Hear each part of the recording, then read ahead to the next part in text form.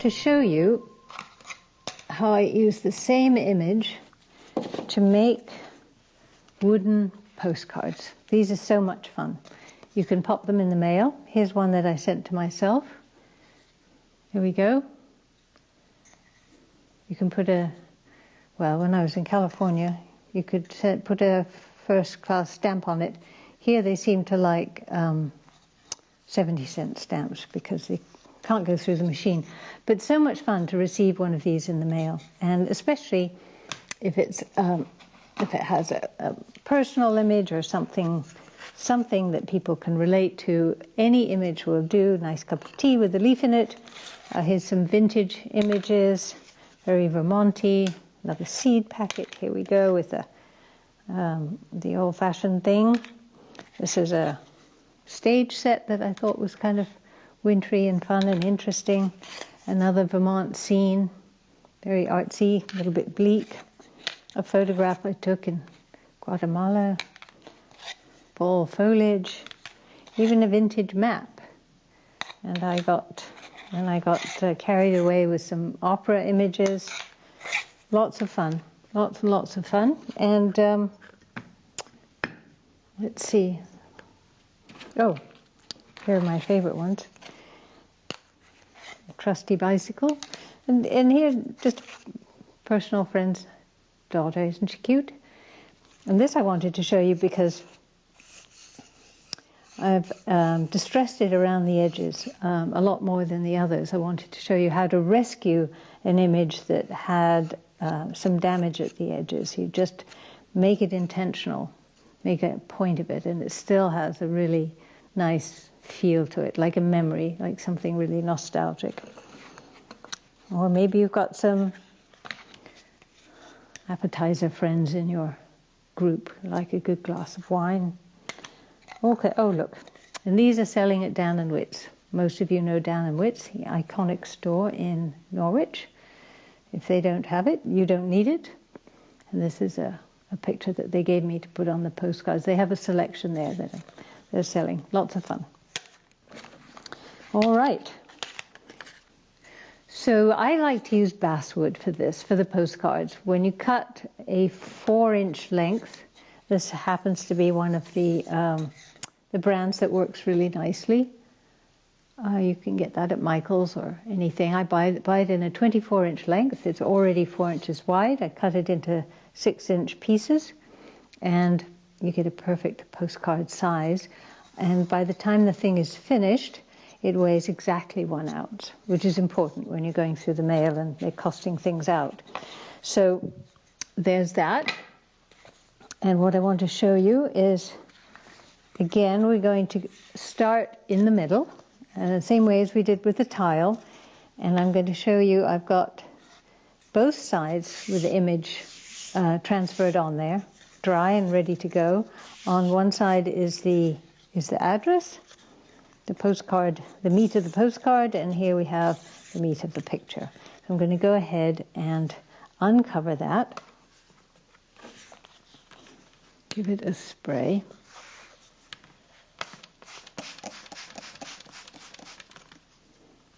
I often forget the image that I've put down, so it's really quite fun to this stage, the discovery. Oh, and I forgot to mention that this is a 1/8 inch thickness. You can go one lighter, it still works, but sometimes you have issues with warping. And that can be fixed easily enough. You just put it between 2 sheets of wax paper and stick it under a heavy book for a couple of hours, and it flattens out nicely. So here we are, bringing up this image, a nice wintry image. I'm going to gently, very gently, actually even more gently than with the tile. The wood can be a little bit more temperamental. So I do suggest starting with the tile until you get a sense of your own touch.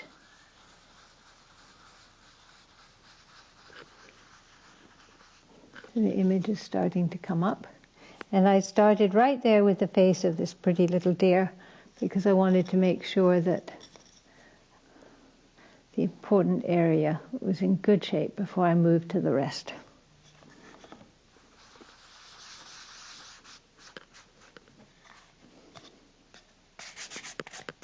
I'm going to go to the fingertip method now, because there's nothing quite as sensitive as the fingertips. Sometimes I even hold it to my cheek because I can feel those very light pieces that are still there. So again, as with the tile, I'm more confident that we have a good piece. I'm a little bolder with my sponge, put a little bit more pressure on there, and I'm going to turn to the back and do the other side. It is important at this stage to do both sides at once, and if you can delay doing the other side, you can, but I would recommend that you moisten the other side because of the tendency the wood has to warp. If it's moist on one side and not on the other, it will warp, it'll bend. It's fixable, but it's just adds another stage to the process, so if you can avoid it, just give it a spritz on the back side, whether or not you have a postcard image on it. So obviously, of course, I know what's coming here, and I know that all of the image for the address and the stamp and everything is in the middle from here, so I'm being really quite aggressive on this side because there's nothing to rep, there's nothing to rub off, no image to, just need to get rid of the paper. Now I'm more than happy to send you a copy of what I put on the back, and I'll show you exactly what it says, and I get it properly uncovered, but I realize that this won't be an image that you'll have yourself. I'm sure you can make one, or I'm sure you can find one somewhere, but I'm also perfectly happy to send you this. There we go. So we have, isn't that lovely? We haven't sanded the edges yet, but we've got our product. And here you can see the back, and now you'll understand, well, I'm quite happy to send it to you because it's got my logo on it. Can you see? I don't know if you can focus that. It says, from a workshop with good look. And this will tell you you need to put 70-cent stamp on there. Okay. Now I'm going to take, just as we did with the tile, try and mop up some of this mess. I'm going to take the sanding sponge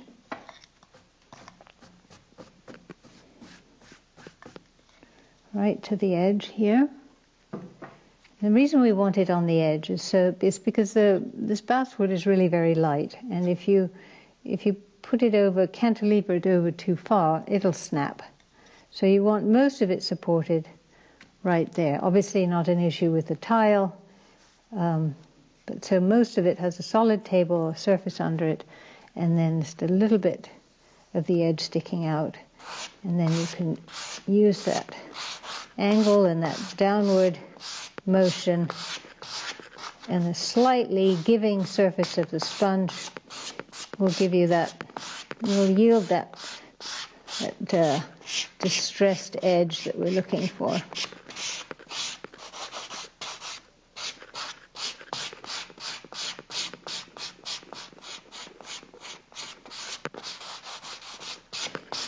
The other nice thing that this sanding at the edge does is it actually provides a little bit of a frame for your image. And there you can see that where the paper came to an end, I'm simply sanding that so that it integrates the whole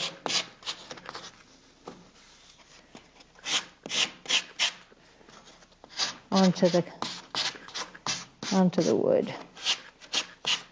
So you want some consistency with the sanding, but it's not the end of the world if there are areas that are treated a little bit differently, because, well, that's what happens when things are old and beaten up, and distressed.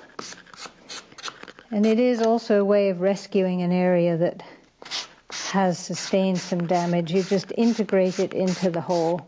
So if you get a little bit of your edge lifting or a bit missing, or maybe you rubbed too hard, or you didn't put enough of the medium down, you can turn that to your advantage. Lemonade from a lemon.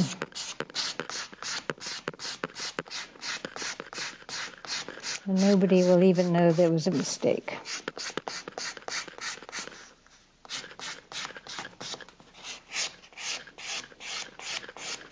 I like to hit the edge, the corners a little bit more, just because I assume that if it's been knocking around for years, the corners would have gotten a bit more friction or whatever.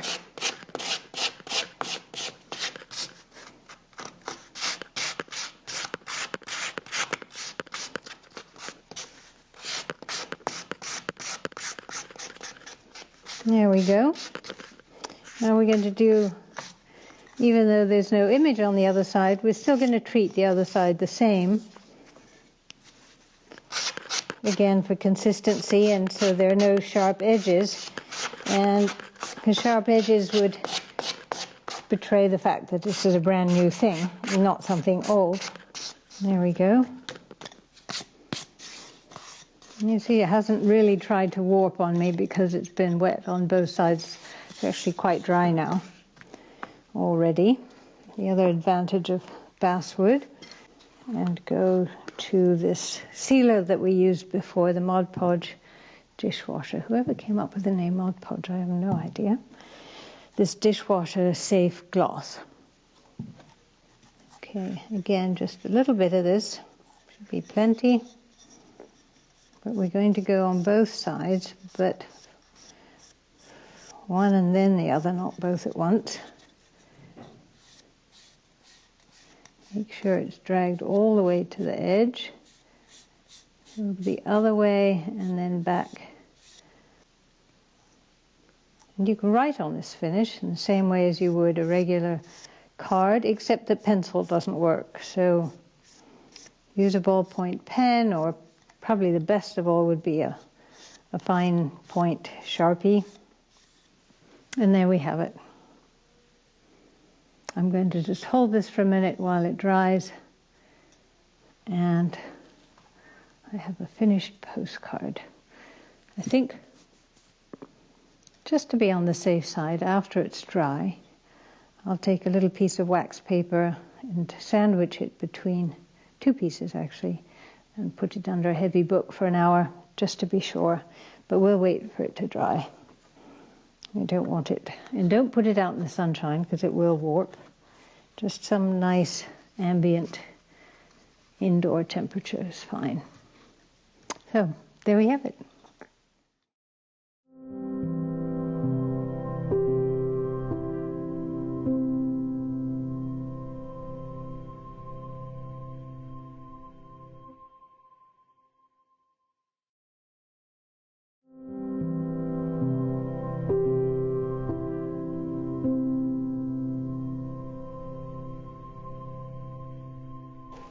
Okay, all right, so now we're back at the beginning stages, having gone from the middle to the finished product. I'm going to get you started on a fresh one. So here's a nice fresh piece of basswood, and I have already sanded this. It has a nice glassy finish to it, and I used this sponge sander, and sometimes I switch to a more of a sponge sheet, but you need to sand in a circular motion. I personally count to myself 50 times as I'm sanding, and then I turn it and I do it another 50 times, and I take the finest sandpaper of all and give it 25 on each side, and then I'm pretty confident that I have a nice smooth finish.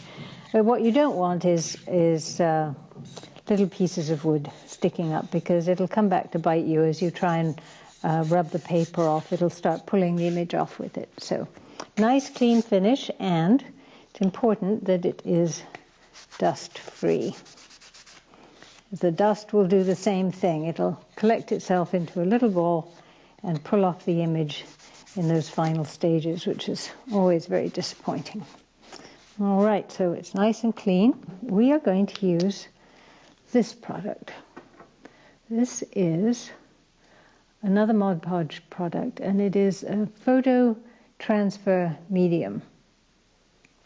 Some people use only this. I don't. I use it for a particular reason, and I used it very, very sparingly.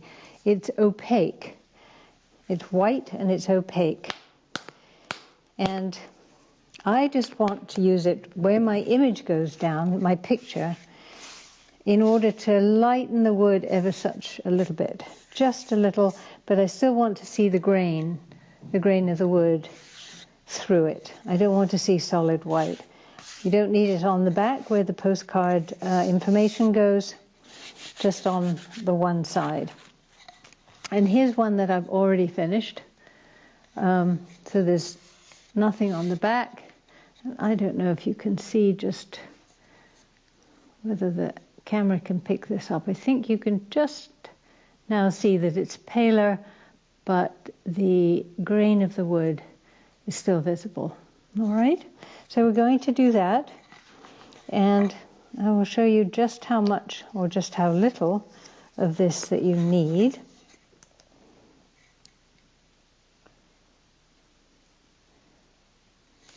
That's plenty.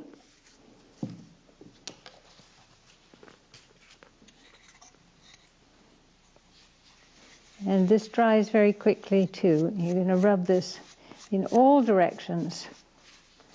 This one doesn't have to be in one direction or the other. You just want to cover this surface as evenly as possible without any streaks.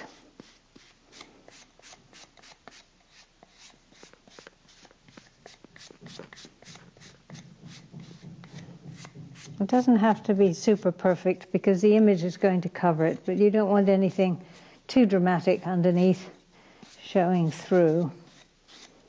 All right, so that dries very quickly. I'm going to rise so quickly, I'm going to rescue my sponge brush here with a spritz of water. Tuck it in there.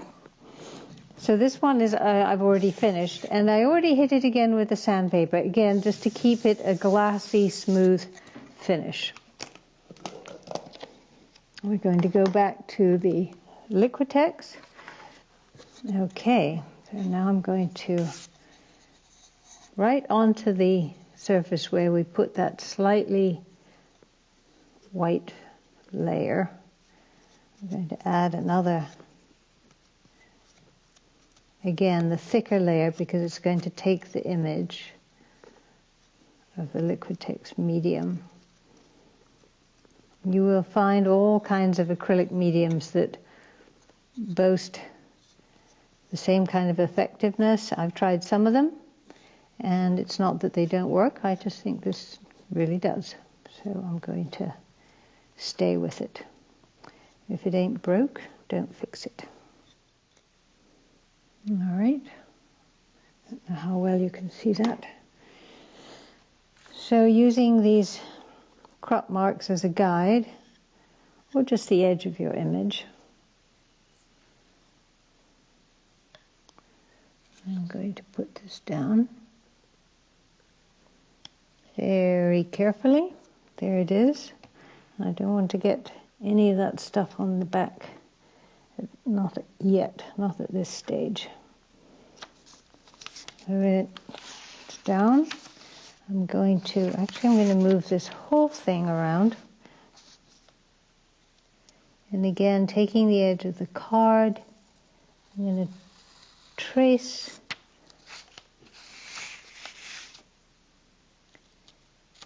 the edge with my knife.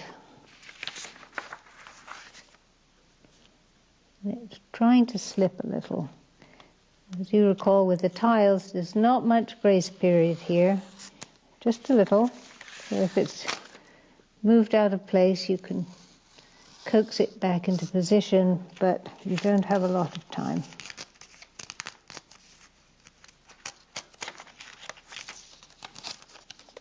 Work this up very gently.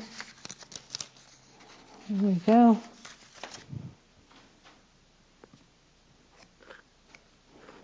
I'm going to flip this over. And again, I'm going to take a card, the shiny side, and gently smooth the surface just to get the wrinkles out. We're not burnishing or even barely rubbing. I guess we'd call it rubbing, but we're just trying to smooth out the wrinkles and any air bubbles that might be in there, make sure the image goes down consistently.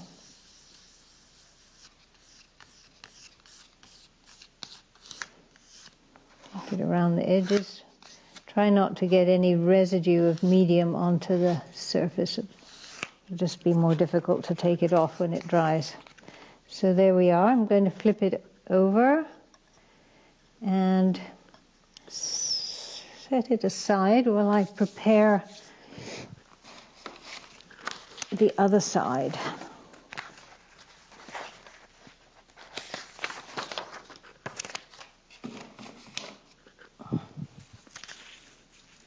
So here I have my reverse image. You can see that it all has to be in reverse, otherwise it'll be in reverse on the finished product, which you don't want. So again, now holding this really carefully, and if you want, you can let this dry. I would moisten, spray the other side if you want to let it dry, and do this in 2 stages.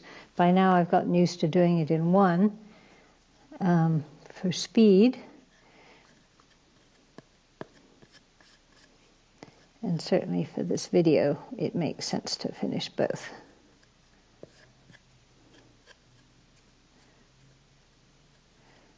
Now this side we didn't put any white. We don't need it because that's all the image that's being transferred is the text. And again, the white is not essential, but the virtue of it is that it gives the places in your photo or your image that are white a little bit more pop. Otherwise they're going to be, the white places will be the color of the wood, which may actually be desirable. Depends on your image. It's your call.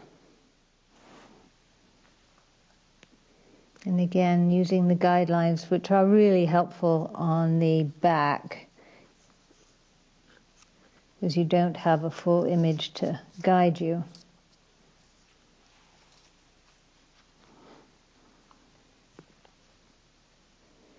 And I'm going to take my X-Acto blade. I'm actually just going to check the blade, try not to cut myself, but make sure that it's not too gummed up with medium, because that will shred the paper rather than cut it, and it'll make a mess on the edges. So I've made all of the mistakes so you don't have to. Dragging the knife just beyond the card so you get a nice clean lift. Lifting it gently. There we go. And again, we're going to smooth out the wrinkles. So we're just smoothing, not really rubbing or burnishing. And you might wonder why we even bother to put the medium all the way across the end, since there's really nothing from here to here. But I found that when I didn't do that, you could see where the medium ended in the middle there, and that it just looked unfinished. So this gives it consistency.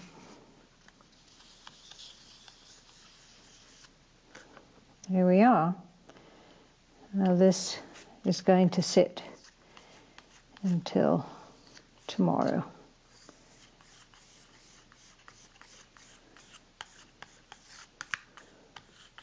And this takes us to the midpoint. This is where we started. So thanks for joining me, and I look forward to seeing you next time. Bye-bye.